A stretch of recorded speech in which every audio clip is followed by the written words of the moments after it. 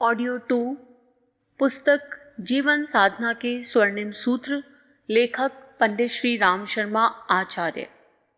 निकृष्टता से उबरे, महानता अपनाए। बादल बरसते सभी जगह समान रूप से हैं, पर उनका पानी उतनी ही मात्रा में वहां जमा होता है जहां जितनी गहराई या पात्रता होती है। वर्षा के अनुग्रह से व्यापक भूक्षेत्र में हरियाली उगती और लहराती है, पर रेगिस्तानों और चट्टानों में एक तिनका तक जमता दृष्टिगोचर नहीं होता। उनमें बादल का पक्षपात नहीं, भूमि की अनुवर्तता के प्रमुख रूप से उत्तरदायी है।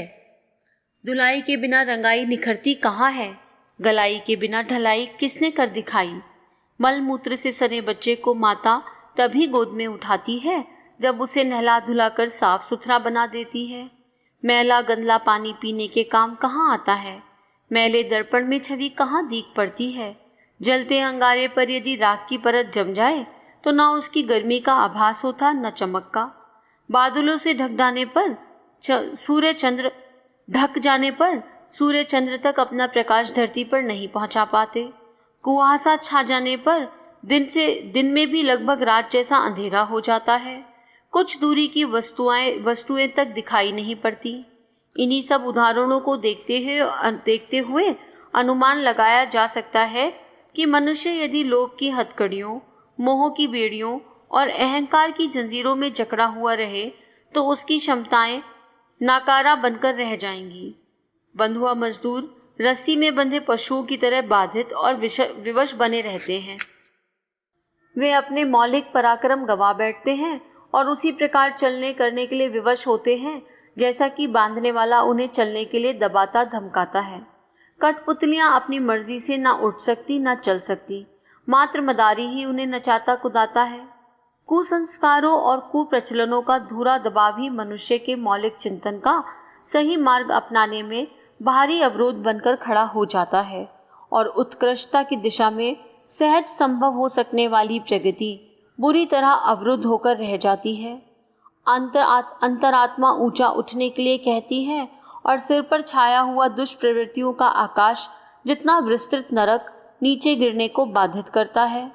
फलतः मनुष्य त्रिशंकु की तरह अधर में लटका रह जाता है। यह असमंजस बना ही रहता है कि उसका क्या होगा, भविष्य न जाने कैसा बनकर रहेगा। इस विषम विडंबना से छूटने का एक ही उपाय है कि किसी दोष दुर्गुण को जो भारी चट्टान सिर पर लदी है उन्हें किसी भी कीमत पर हटाया गिराया जाए, अन्यथा उतनी बोझिल विपन्नता को सिर पर लादे हुए कुछ दूर भी आगे चल सकना संभव ना हो सकेगा। वासनाएं आदमी को नींबू की तरह निचोड़ लेती हैं। जीवन में से स्वास्थ्य, संतुलन, आयुष जैसा सब कुछ निचोड़कर उसे छिलके जैसा निस्तेज बनाकर रख देती हैं। तृष्णाओं की खाई इतनी गहरी है जिसे रावण, हिरण्यकश्यपु, व्रतासुर जैसे प्रबल पराक्रमी भी समूचा पौरुष दाव पर लगा देने के बाद भी पाट सकने में तनिक भी समर्थ ना हुए। सिकंदर जैसे सफलताओं के धनी भी मुट्ठी बांधे आए और हाथ पसारे चले गए। अहंकार प्रदर्शित करने में दर्प, संसार भर को चुनौती देने और ताल ठोकने वाले किसी भी समय के दुर्दांत दैत्यों में से अब कोई दिख नहीं पड़ता। राजाओं के मणि मुक्तकों से जड़े राजमुकुट और सिंहासन ना जाने धराशायी होकर कहाँ धूल चाट रहे होंगे। यह करतूतें उन्हीं पैशाचिक दुष्प्रवृत्तियों की हैं जो मनुष्य पर उन्माद की तरह छाई रहती हैं और उसकी बहुमूल्य जीवन संपदा को कौड़ी के मोल गवा देने के लिए दिग्भ्रमित करती हैं। स्वार्थ सिद्धि की ललक लिप्सा वस्तुतः अनर्थ के अतिरिक्त और कुछ हाथ नहीं लगने देती। स्थिति उस जादुई राजमहल जैसी बन जाती है जिसमें प्रवेश करने पर दुर्योधन को जल के स्थान पर थल और थल के स्थान पर जल दिखने लगा था। जो करना चाहिए उसका निरंतर तिरस्कार बहिष्कार ही होता रहता है और अपनी चतुरता की ढींग हाँकने वाले निरंतर वह करते रहते हैं जो नहीं करना चाहिए। इस मानसिकता को व्यामोह का सम्मोहन का नाम देने के अतिरिक्त और क्या कहा जाए। क्या यह दुर्गति और दुर्गंध से भरी दुर्दशा ही मानव जीवन की नियति है? जो हो, पर वास्तविकता यही है कि औसत आदमी इन्हीं परिस्थितियों में स्वेच्छा पूर्वक या बाधित होकर रहने के लिए अभ्यस्त पाया जाता है।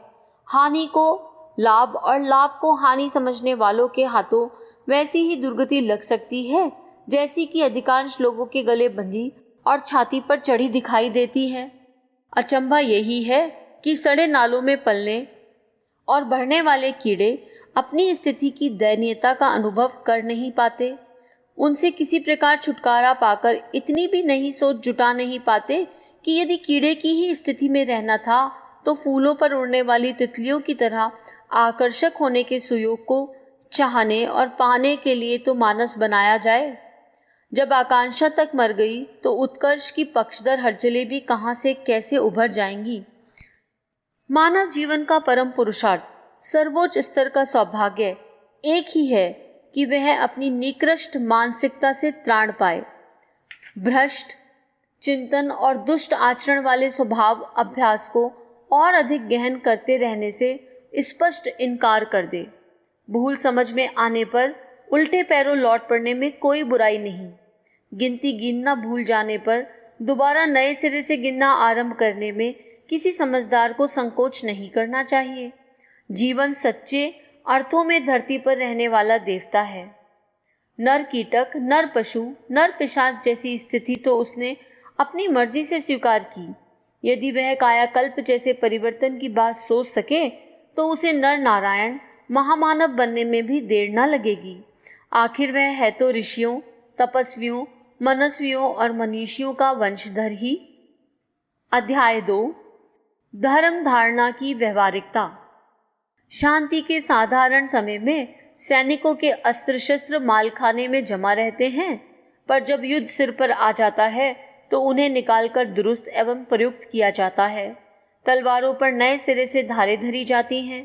घर के जेवर आमतौर से तिजोरी या लॉकर में रख दिए जाते हैं, पर जब विवाह शादी जैसे उत्सव का समय आता है तो उन्हें निकालकर इस प्रकार चमका दिया जाता है मानो नए बनकर आए हों। वर्तमान युग संधि काल में अस्त्र आभूषणों की तरह प्रतिभाशालियों को प्रयुक्त किया जाएगा। व्यक्तियों को प्रखर प्रतिभा संपन्न करने के लिए यह आपत्ति काल जैसा समय है। इस समय उनकी टूट फूट को तत्परता पूर्वक सुधारा और सही किया जाना चाहिए। अपनी निज की समर्थता, दक्षता, प्रामाणिकता और प्रभाव प्रखरता एकमात्र इसी आधार पर निखरती है कि चिंतन, चरित्र और व्यवहार में उत्कृष्टता का अधिकाधिक समावेश हो। अनगढ़ अस्त व्यस्त लोग गई गुजरी जिंदगी जीते हैं। दूसरों की सहायता कर सकना तो दूर, अपना गुजारा जिस के सामने गिड़गिड़ाते, हाथ पसारते या उठाईगिरी करके बड़ी कठिनाई से कर पाते हैं। पर जिनकी प्रतिभा प्रखर है उनकी विशेषताएं मणिमुक्तकों की तरह झिलमिलाती हैं, दूसरे को आकर्षित प्रभावित भी करती हैं और सहारा देने में भी समर्थ होती हैं। सहयोग और सम्मान भी ऐसों के ही आगे पीछे चलता है। बदलते समय में अनगढ़ों का कूड़ा कचरा कहीं झाड़ बुहार कर दूर फेंक दिया जाएगा। बीमारियों, कठिनाइयों और तूफानों से वे ही बच पाते हैं जिनकी जीवनी शक्ति सुदृढ़ होती है। समर्थता को ओजस, मनस्विता को तेजस और जीवट को वर्चस कहते हैं। यही वे दिव्य संपदाएं हैं जिसके बदले इस संसार के हाट बाजार से कुछ भी मनचाहा खरीदा जा सकता है। दूसरों की सहायता भी वही लोग कर पाते हैं जिनके पास अपना वैभव और पराक्रम हो। अगले दिनों ऐसे ही लोगों की पग पग पर जरूरत पड़ेगी जिनकी प्रतिभा सामान्य जनों की तुलना में कहीं अधिक बढ़ी चढ़ी होगी। संसार के वातावरण के सुधार में वे लोग अपना सहयोग कर सकेंगे जिन्हें अपने आप को सुधार कर यह सिद्ध कर दिया हो कि उनकी सृजन क्षमता असंदिग्ध है।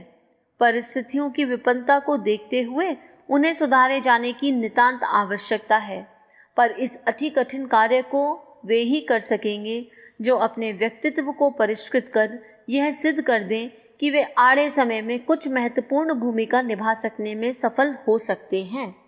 इस स्तर को उपलब्ध कर सकने की एक कसौटी है अपने व्यक्तित्व को दुर्गुणों से मुक्त करके सर्वोत्मुखी समर्थता से संपन्न कर लिया हो, सद्गुणों की संपदा प्रचुर परिणाम में अर्जित कर ली हो। दूसरों को कैसा बनाया जाना चाहिए, इसके लिए एक मंडल विनिर्मित करना होगा। उपकरण ढालने के लिए तदनुरूप सांचा बनाए बिना काम नहीं चलता। लोग कैसे बने, कैसे बदले, इस प्रयोग को सर्वप्रथम अपने ऊपर ही किया जाना चाहिए और बताया जाना चाहिए कि कार्य उतना कठिन नहीं जितना कि समझा जाता है। हाथ पैर की हरकतें इच्छा अनुसार मोड़ी बदली जा सकती है, तो कोई कारण नहीं कि अपनी निज की प्रखरता को सद्गुणों से सुसज्जित करके चमकाया दमकाया ना जा सके। पिछले दिनों किसी प्रकार आलस्य, प्रमाद, उपेक्षा और अनगढ़ता की स्थिति भी सहन की जाती थी, पर बदलते युग के अनुरूप अब तो हर किसी को अपने को नए युग का मनुष्य बनाने की होड़ लगानी पड़ेगी, ताकि उस बदलाव का प्रमाण प्रस्तुत करते हुए समूचे समाज को सुविस्तृत वातावरण को बदल जाने के लिए प्रोत्साहित ही नहीं, विवश और बाधित भी किया जा सके। काया कलेवर जिसका जैसा ढल चुका वह प्राय उसी आकार प्रकार का ही रहेगा, पर गुण कर्म स्वभाव में अभिष्ट उत्कृष्टता का समावेश करते हुए ऐसा कुछ चमत्कार उत्पन्न किया जा सकता है जिसके कारण इसी काया में देवत्व के दर्शन हो सके।